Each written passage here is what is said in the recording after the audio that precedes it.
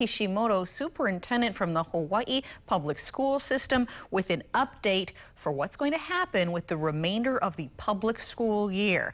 So all you parents and students are at home right now, working on your homework. Let's hear what's going to happen. The press conference begins now.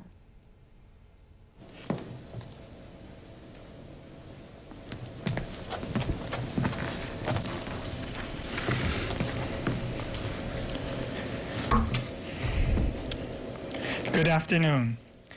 This is the start of the fourth weekend of my stay-at-home order, and I would like to thank everyone across the state. Please know that you are making a difference. With 12 new positive COVID-19 cases today, we are hopeful that this is further evidence of a positive trend. If this holds steady, we are on course to flattening the curve here in Hawaii. The economic and social impacts of this pandemic have been dramatic. Hawaii went from having one of the lowest unemployment rates in the nation to now having the highest, with 37% unemployed. With no paychecks coming in, families all across the state are worried about how to pay your rent or mortgage and provide for the basic needs of your family. Today, I am issuing my fifth supplemental emergency proclamation that will hopefully help put your minds at ease. This proclamation will immediately place a moratorium on evictions by preventing any eviction from a residential dwelling for failure to pay rent.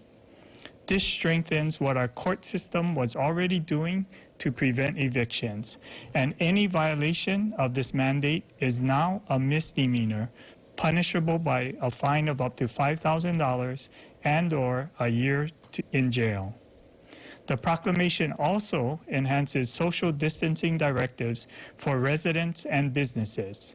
While some of these mandates have already been implemented by the counties, they need to be included in the state's emergency declaration for continuity across all counties, as well as to close some loopholes.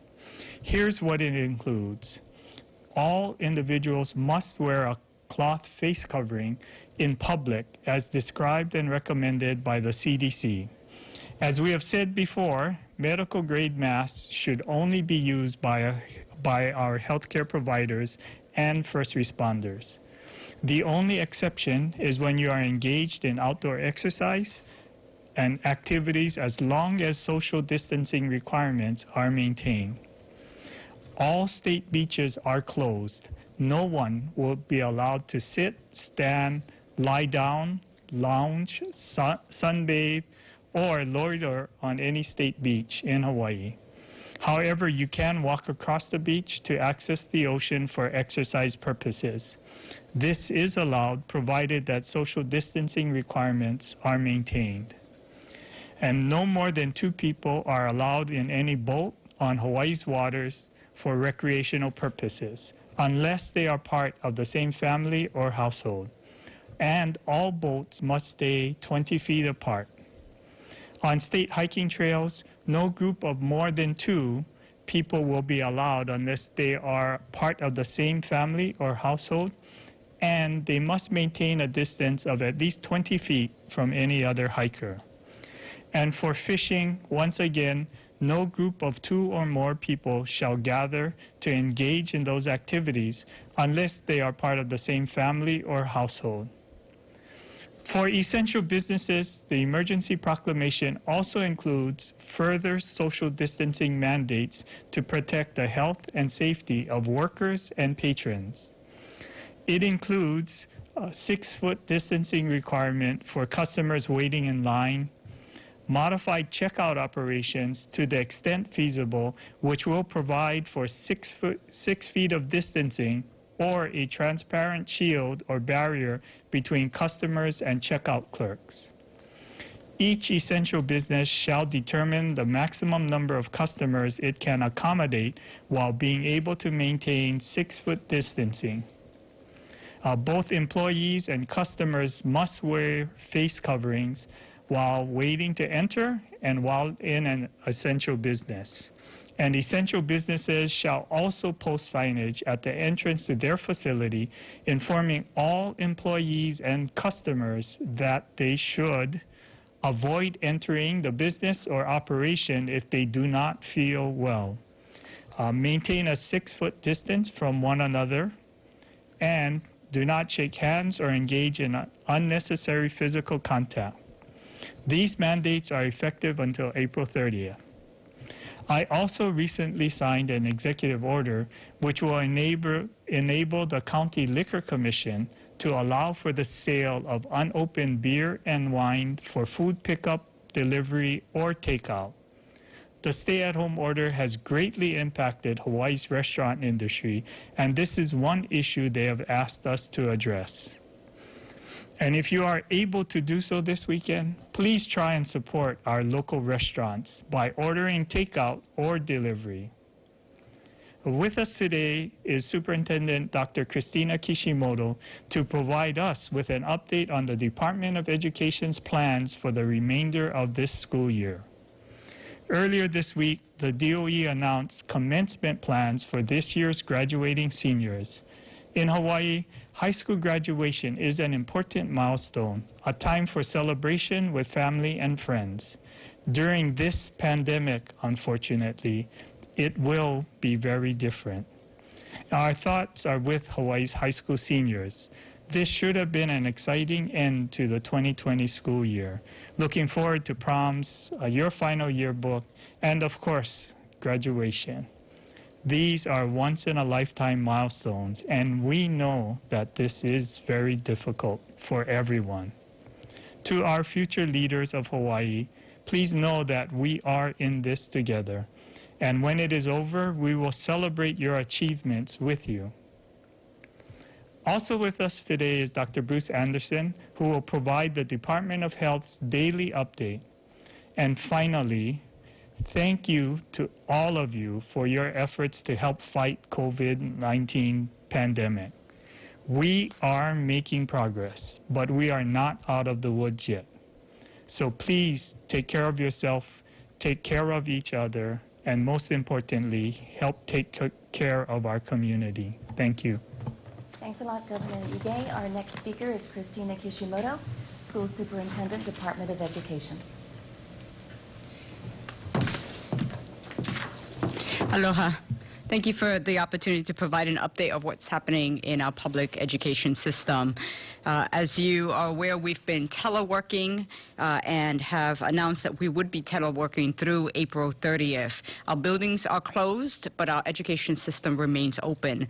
We have been in a continuity of learning mode, which means that in order to protect instruction during this major disruption, we are educating our students using distance learning, educational packets, and other approaches. We have 180,000 students involved in this distance learning approach. That's both for the Department of Education and our charter school partners. I just want to thank the leadership of Yvonne Lau, who's working with me hand in hand on behalf of the charters. We have a mixed instructional approach and will continue to do so. We also have an early college partnership with the University of Hawaii, and all of our students who were doing early college courses are now doing so online, and that switch was done successfully, and we're very excited about that. Teachers are also doing training online. In fact, we just held a special education webinar to talk to our special education teachers and assistants about how to provide special ed services using distance learning and other telehealth approaches. 1,600 teachers and education assistants participated in that in partnership with the HSTA. Another example of just the great work that's happening, and I'll just highlight one school, Roosevelt High School, out of many high schools. 100% of teachers at Roosevelt High School are on Google Classroom. So, under the leadership of Sean Wong, just like many of our principals across the state, our educators are doing tremendous work to reach out to and continue to educate our students. Our teacher mentorship program is switched to e-conferencing, so our work continues. And we also have partnerships with Hawaiian Tel and Charter Spectrum on channel 356, where we have 24/7 educational program on television. We also continue to do our grab-and-go feeding program for students under the age of 18 or younger. And so we have been providing food to students with food insecurities across 66 schools.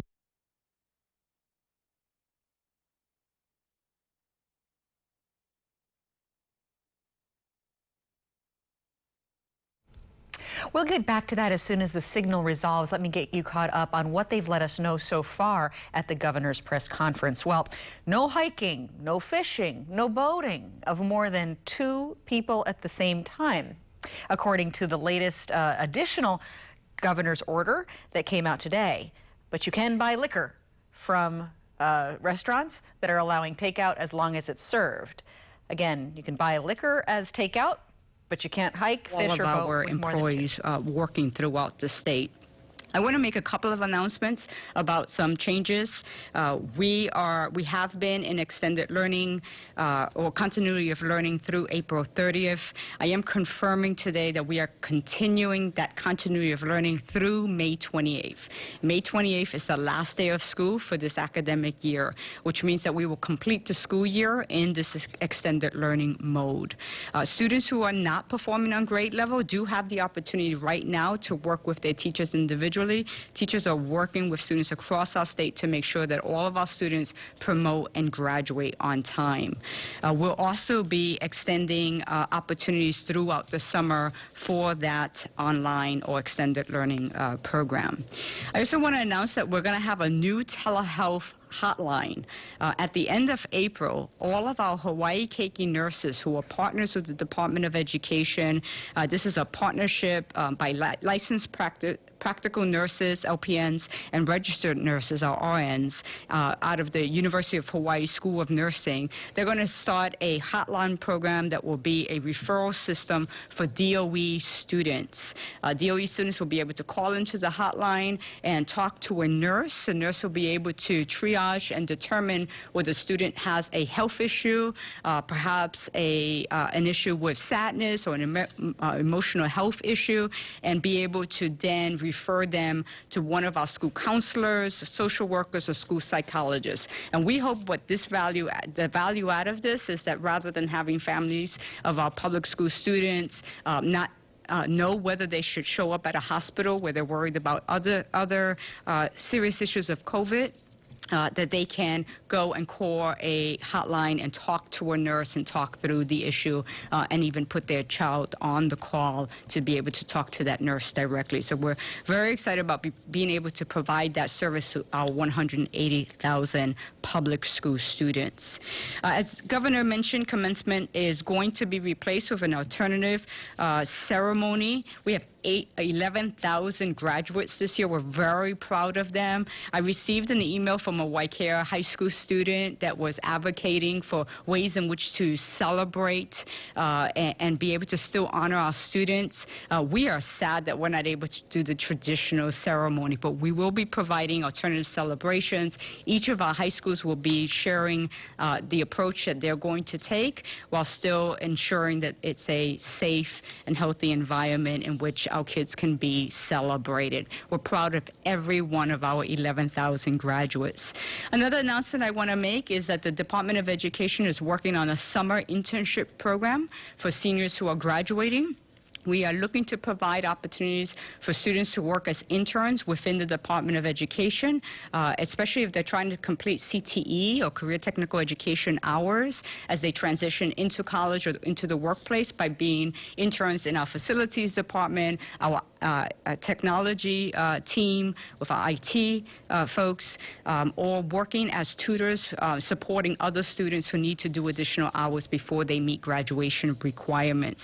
I've made a formal request to a team of private sector folks asking them to help us to financially support this as we stand up this internship program. We know that many of our high school students have already been told that their internships or summer jobs have been eliminated because there are so many questions about whether or not those jobs will be able to be safely executed during this COVID pandemic. And so we want to be able to have an alternative, and we're supporting our students by providing some some of these internship opportunities within the Department of Education. I also want to end my announcements by talking about the modernization of our financial management system. This is happening behind the scenes. Our FMS is still, we are still working on replacing our FMS, so that work continues. I appreciate the partnership between my Department of Finance and Technology and Talent Management with State Comptroller, ETS, and University of Hawaii's technology team. We will be working on training for our employees to switch over to a new financial management system. The modernization work has to continue as we're dealing with this crisis. We know how important that is to the business functionality of a department of the size of the Department of Education. So I will stop there and hand it to the next person. Thank you. Thank you very much, Dr. Kishimoto. Our next speaker is Bruce Anderson, Director, Department of Health.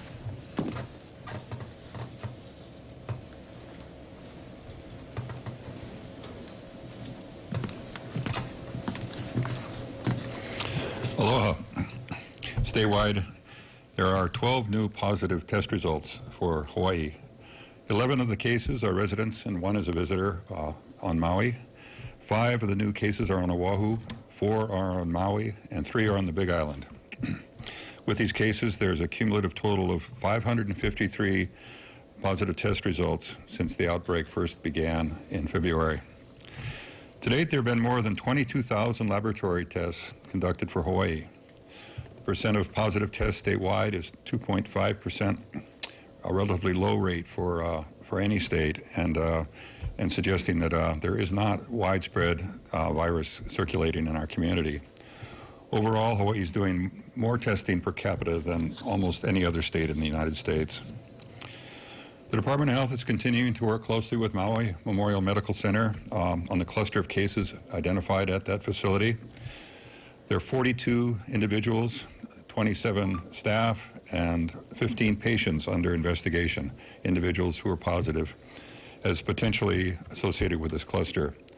1 more was identified than was reported yesterday. This outbreak appears to be the result of a single person who went to work while ill. And actually continued to work while they were ill.